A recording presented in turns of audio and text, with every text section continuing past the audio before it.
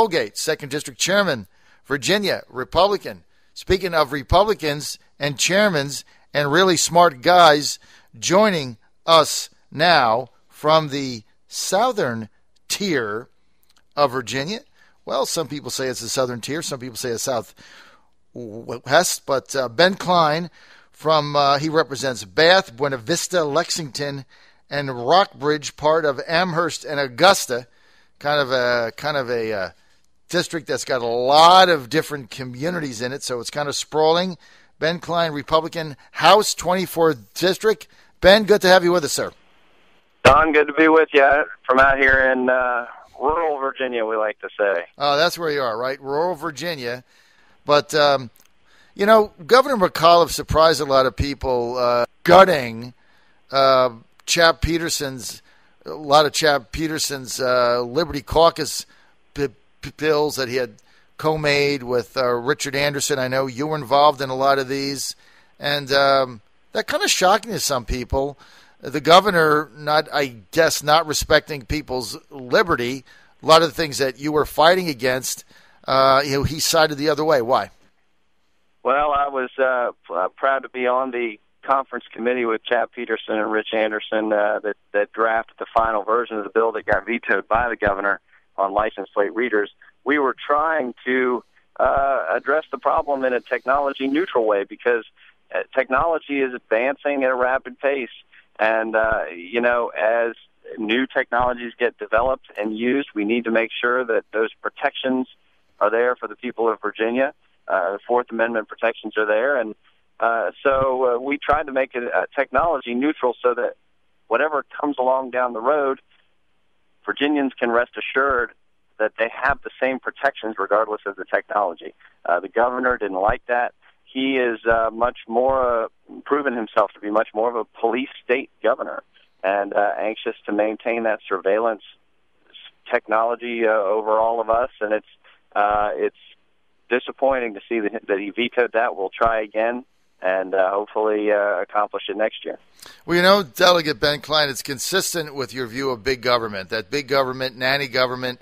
A lot of people think, well, that just means entitlements and taking care of people. It also means having control over their life. That's why it's always been shocking to me how many so-called conservatives are in favor of a lot of these limitations of liberty to either keep you safe or because that's what the law enforcement lobby is saying. Look, Ben, you like me are a student of history.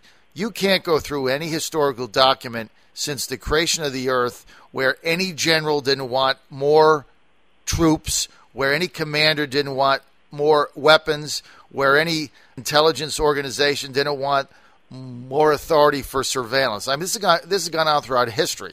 So, we can come up with a million reasons. We can go to, no-knock warrants or no FISA, of course. We can go on, all in the guise of keeping us safe. But at the end of the day, we have a Bill of Rights. This country is based on liberty and freedom and privacy, and even in Virginia now, that's under siege. It is. It's unfortunate. We all recognize that there needs to be a balance between public safety and personal liberty. We all support our law enforcement officers, but we also recognize that that balance needs to be maintained in an ever-changing world, and so we need modernization of our laws to extend those protections, whether they be, protections to destroy data after a certain amount of time from license plate readers.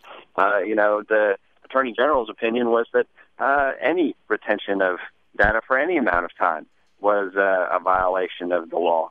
So this compromise of keeping it for a week and then destroying it was something that was a nod to public safety, but at the same time maintaining that protection. And the governor said that wasn't acceptable. Now we're going to have to revisit the issue, and it may be that this type of thing waits for a new governor to come in before we can get these protections established.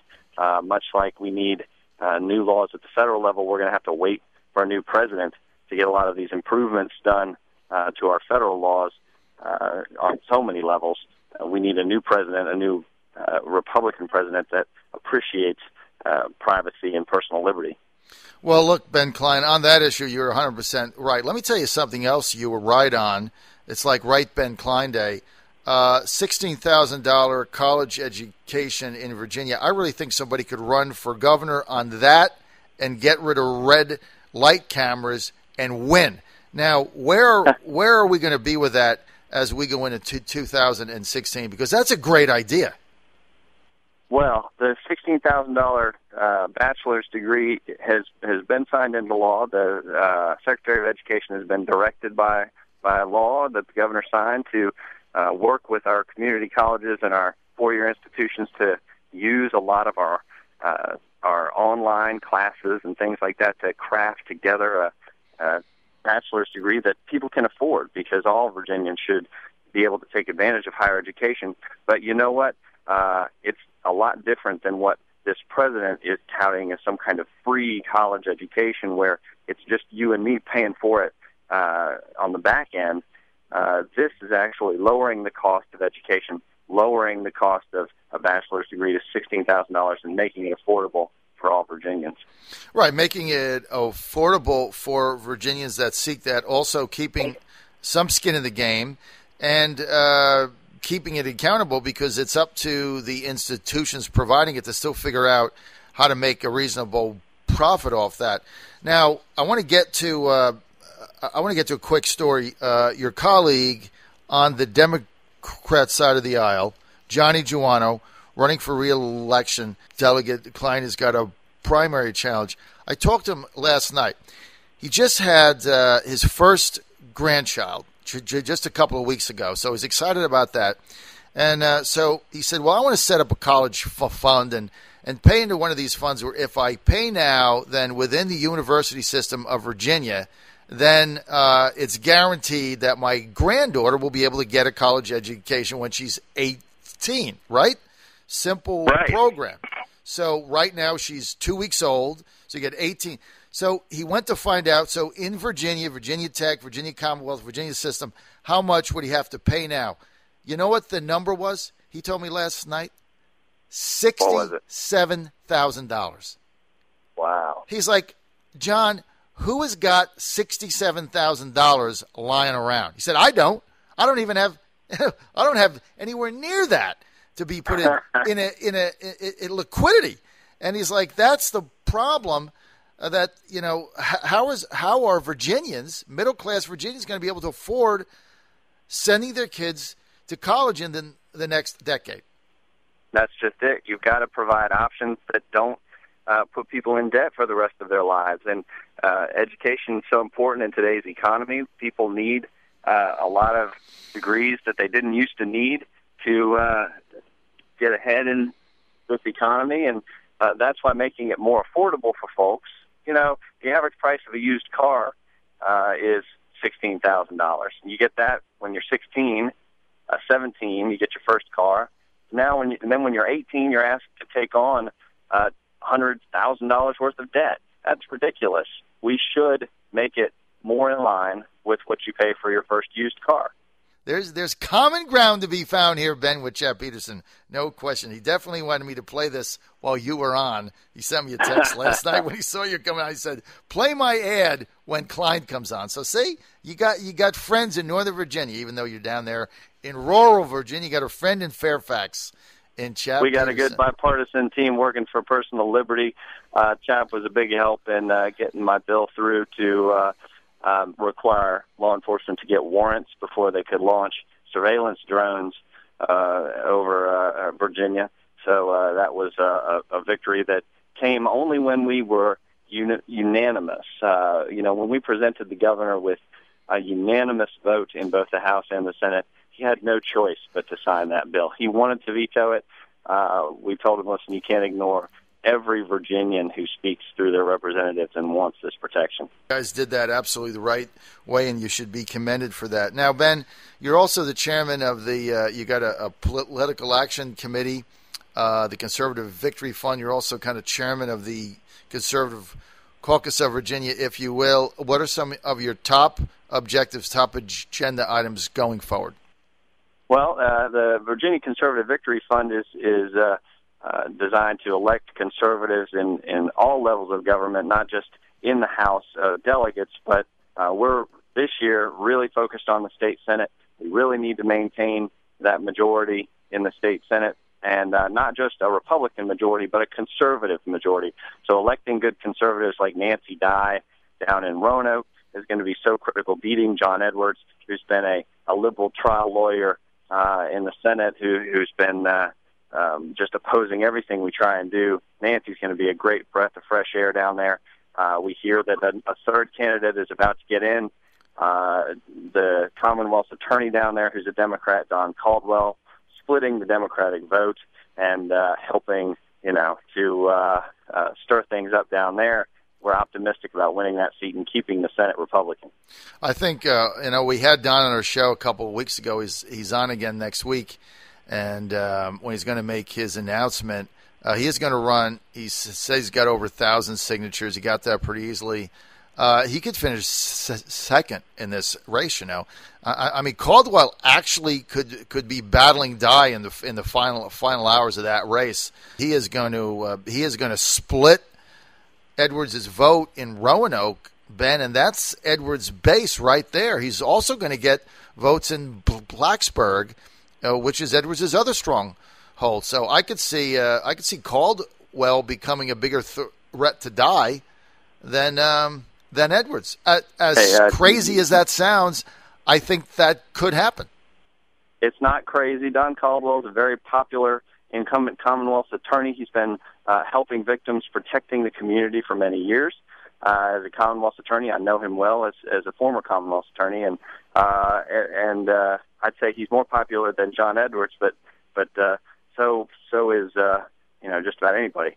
John Edwards has not done anything for the people of the Roanoke Valley and New River Valley. He's been ineffective, more ineffective than just about any other senator. I mean, he does little more than warms the seat down there in Roanoke for the people, and we need somebody who's more active. So Nancy Dye is ready to get started. She's a successful retired surgeon and brilliant. I've heard her speak. She's fantastic on the stump, and it's going to be a great leader for the people of Virginia. She also is inexhaustible, indefatigable. She's like the Energizer Bunny down there. She's working, campaigning 17, 18 hours a day, except to sleep. So she is definitely going to be somebody to be reckoned with, and I've got that race right now in a three-way dead heat, assuming Caldwell gets in right now. Now, has the Victory Fund, have you endorsed anybody in any of the upcoming primaries, Ben? Right now, we are waiting to see how those primaries turn out. For the most part, there aren't as many open seats as there were 2 years ago. We are focused on some Senate races, and we're focused on some local races where building our farm team of conservatives is taking the long view. And that's so important because look at the presidential race. Hillary is alone there for the Democrats because they have such a terrible farm team. They have nobody in the governorships. They have nobody in Congress who can run. So they're stuck with Hillary, so to speak, and they're going to pay for their lack of preparation there in getting somebody or others trained and ready to run, because she's going to implode. And really, we're having a great opportunity here to showcase some governors on the Republican side, Scott Walker, Chris Christie, all the governors, former Governor Jeb Bush, John Kasich in Ohio, whoever and whatever your perspective on issues are, there's going to be a governor or somebody on the Republican side out there to reflect your views. So I was in an event with Scott Walker last night, and he is a fantastic guy and hopefully will make a fantastic presidential candidate when he decides to run. Tell us about that event, that fundraiser. It was in Great Falls, sponsored by the Republican Party of Virginia. What was it?